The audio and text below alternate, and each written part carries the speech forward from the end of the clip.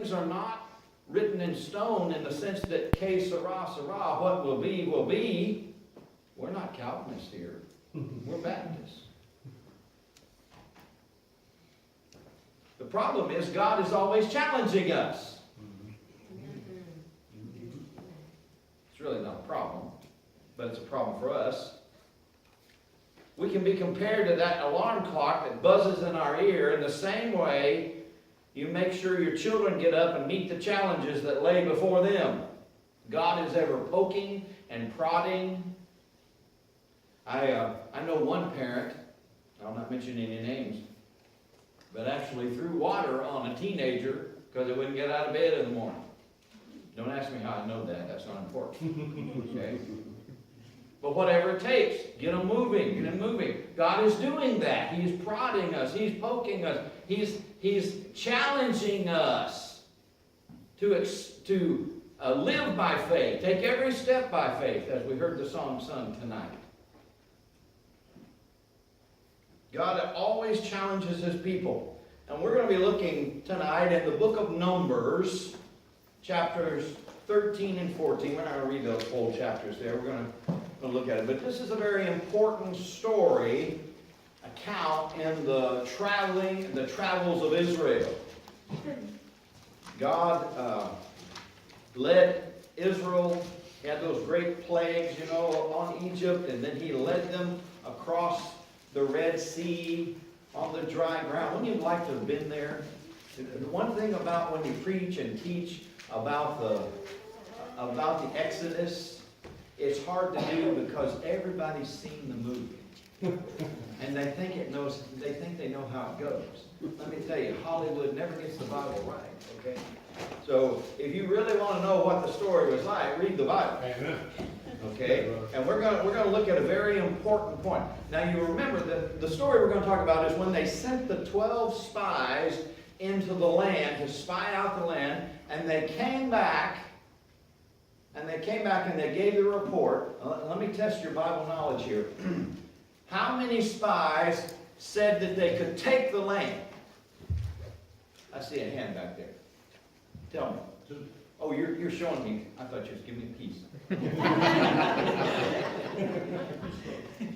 You look like you grew up in the 60s, so I don't know. Two of them, right? Two of them. What were their names? What? Joshua and Caleb. Great Bible heroes. Amen. Now let's see how really smart you are. Give me the names of the other 10. They're there in the scriptures. All you got to do is read them. None of them jump out at you. In fact, if you know the story, none of them survived the next 40 years. They died in the wilderness. Why? They're unknowns. We don't know their names. We know the names of the two men who did what God wanted, who lived by faith. From this account of God's dealing with Israel, we're going to learn some truths about how God challenges His people to accomplish His will. In Numbers chapter 13, we're going to be looking at different passages here. Beginning in verse 1, the Bible says, "The Lord said unto Moses, saying, Send thou men, that they may search the land of Canaan, which I give unto the children of Israel. Of every tribe of their fathers shall ye send a man, every one a ruler among them. And Moses, by the commandment of the Lord, sent them from the wilderness of Paran. All those men were the heads of the children of Israel. And then their names are listed by tribe. One man from each tribe goes all the way down to verse 16. And then in verse 17 it says, And Moses sent them to spy out the land. And he said unto them, Get you up this way southward, and go into the mountain, and see the land, what it is, and the people that dwelleth therein, whether they be strong or weak, few or many, and what the land is that they may dwell in, whether it be good or bad, what cities they be that dwell in, whether in tents or in strongholds. what the land is, whether it's a fat or lean, whether there be wood therein and or not, and be ye of good courage, and bring of the fruit of the land. And now the time was the time of grapes. So they went up, and they searched the land from the wilderness of Zin to Rehob, as men come to Hamath. And then they ascended to the south, and he gives us some more directions about where they went. And verse 23, and they came unto a brook in Eshcol, and they cut down from thence a branch with one cluster of grapes, and they bare it between two upon a staff, and they brought of the pomegranates and the figs. And the place that was called the brook Eshcol, because the cluster of grapes and the children of Israel cut down from thence, and they returned from searching the land after 40 days. Number one, our challenge determines our provision. What do you mean by that? In other words, God never challenges us to do what He will not enable us to do. Amen. Jesus said, love your neighbor, what? As yourself.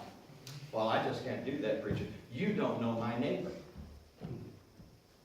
They're just mean and vile and wicked.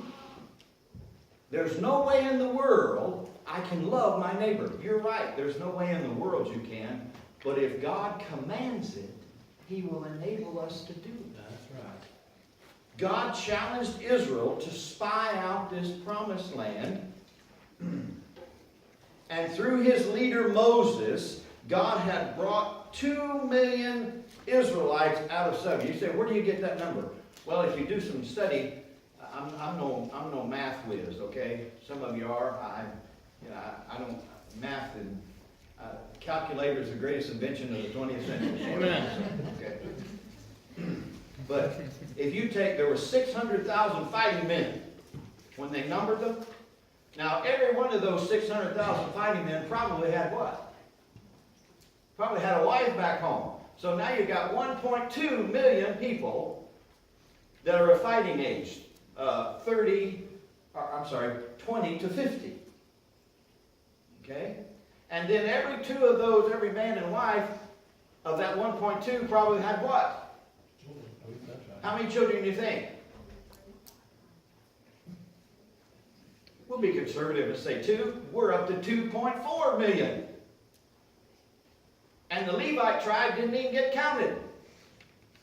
So we're anywhere from 2 to 3 to 4 million people that Moses is leading out there through this wilderness. Out of the slavery of Egypt into the edge of the land that He had promised them. You know what is the glorious thing about the story of the Exodus? Is that you got all these people, millions and millions of people going out through the desert, and God and Moses are the only ones that know where they're going. Only one. None of them had ever been out there. They were slaves in Egypt. They were born and raised in Egypt, never allowed to leave. And all of a sudden they're leaving, and the one guy that God has put in charge is the only one who's been there before. There was no, Moses' wife didn't say, why don't you stop and ask for direction? Because there wasn't anybody else except God. This was their ancestral home that God had promised to Abraham. And at this time, the land was occupied by the Canaanites, the Jebusites, and the Amorites, and the Termites, and the Dustmites, and all those mites that were out there. And they were wicked people. And God said what? He said, you're going to destroy them. I'm going to drive them out. In verse 2, he says, send thou men that they may search the land of Canaan, which I give unto the children of Israel. Notice, do you get the significant insight here? Did you catch the most important word in that verse? Is that God was giving them this land. He said, I give it to you. He simply wanted them to see it first. So Moses selected from each of the tribes a leader that went out. These spies were on a fact-finding mission. Their commission was to spy out the land. to secretly search out the land. And they were to recon for specific information. They were to look for the strength and the population of the people, the quality of the land, the defense of the cities, the qualities of the resources, the soil, the timber, whatever was there. They were also to bring some of the fruit of the land because it was the season of first ripe grapes. And boy, did they bring some grapes back. The spies found abundance in the land. Verse 25 tells us that they traveled on their mission for 40 days, and they traveled into every region, climbing mountains, working their way through valleys, till they came to a valley where they cut down this huge cluster of grapes. Remember, when God gives us a challenge, He promises to help us meet that challenge. He will never challenge us to do something that He will not enable us to do. Notice back there in verse 2, though, they were to send men to spy out the land which the Lord was what? Going to give to them. And He said He was going to fight for them. Asking you to conquer your own land, asking you to purchase from its inhabitants? No. He said, God said, I'm giving you this land. Did God promise the challenge would be easy? No. Did He say the road would be smooth? No. His simple promise was, go take a look at what I'm going to give you. What was it? It was a test of their faith. Now, how does this tie in with our lessons of what's standing in your way? What was standing in their way was safety and comfort. They had been brought from the land of Egypt. You remember they got across the Red Sea, and what was the first thing they started complaining about? You remember? They complained that we got no water. Moses has brought us out here in the land. We're dying of thirst. 3 days later, they hit a place that has 70 palm trees, an oasis that has plenty of water. God provided it for them.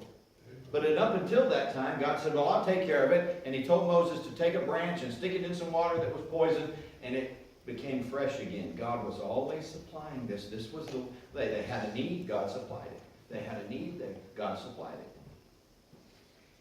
God challenged He tested their faith. He not only wanted them to have a desire for the land, but also a good look at their adversaries. Now, a lot of old songs that we sing, on Jordan's stormy banks I stand. You know that song? I like that song. That song is about promised land being heaven, a type of heaven. Promised land is not a type of heaven. Promised land, because if it's heaven, then we're going to have to fight some Amorites and Dustmites when we get there. Okay? They had to fight that land. No.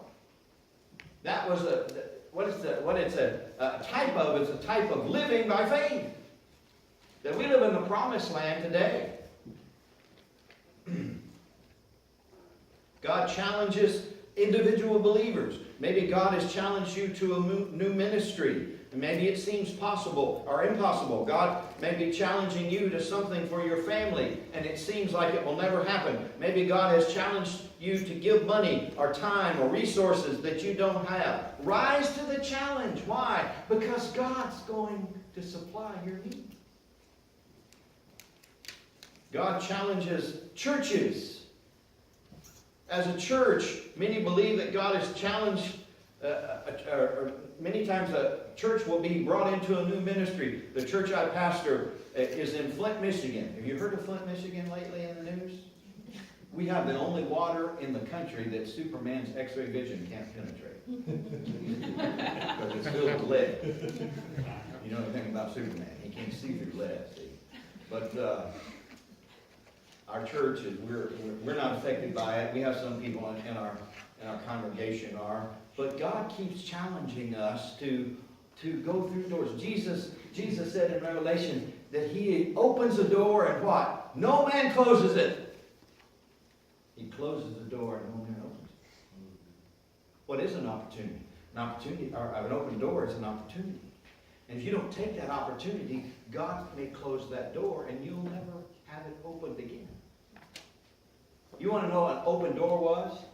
When they crossed the Red Sea.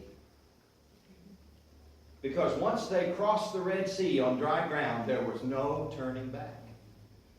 Because God wasn't going to part that sea again to let them back into Egypt. And they moaned and they cried and they whined and they said, oh man, we remember all the good food that we had back there in Egypt, and here we have just this light bread, this manna every day, and they whined, but they were never getting back to Egypt. There's no going back. Have you ever thought about this? That if you leave Christ, where do you go? Where do you go? If you abandon the Lord, where do you go? There's nowhere else to go.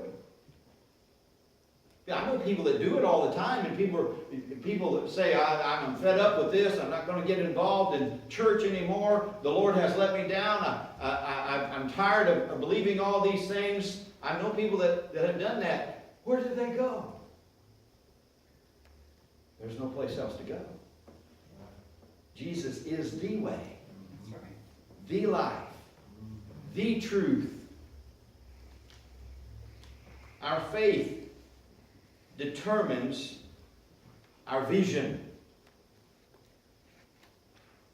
After they get there, they come back.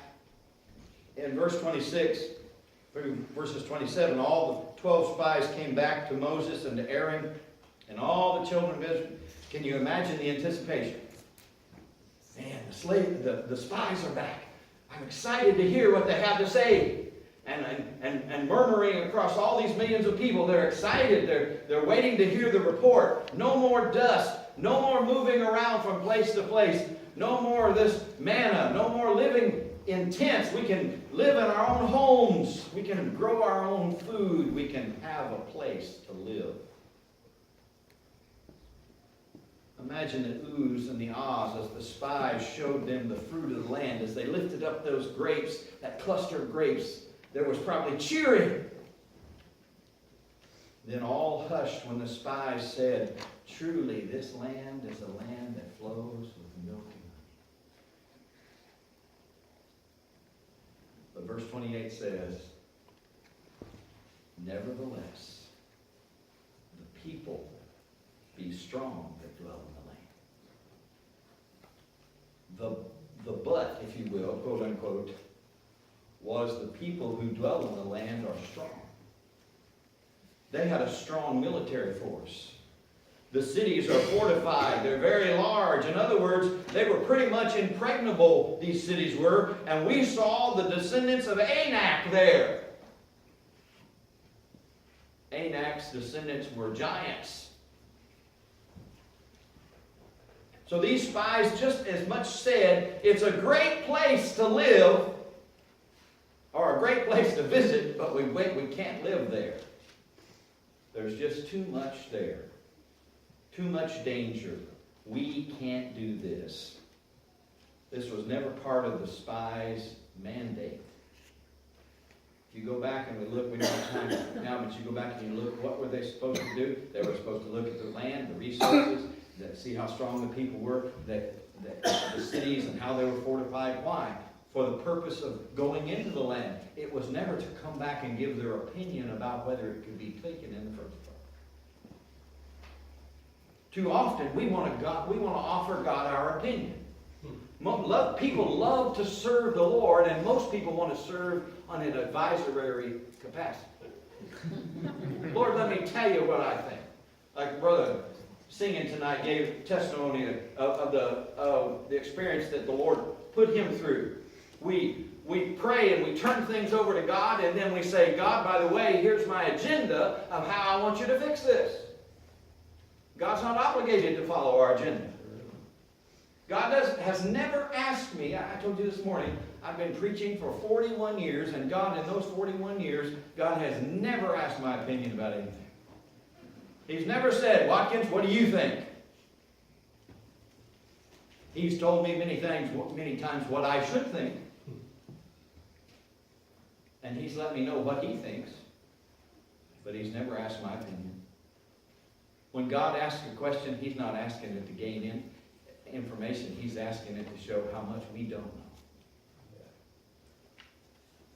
These spies, they came back with a report. The bad report, verse 30, says, and Caleb stilled the people before Moses and said, let us go up at once and possess it, for we are well able to overcome it. Don't you like Caleb? I mean, you know, they're facing giants, and he says, we can do this. We can do this. To be only 2 men of all those spies, and then later 2 men of all the nation that will stand up and say, we can do this. I've seen it with my eyes.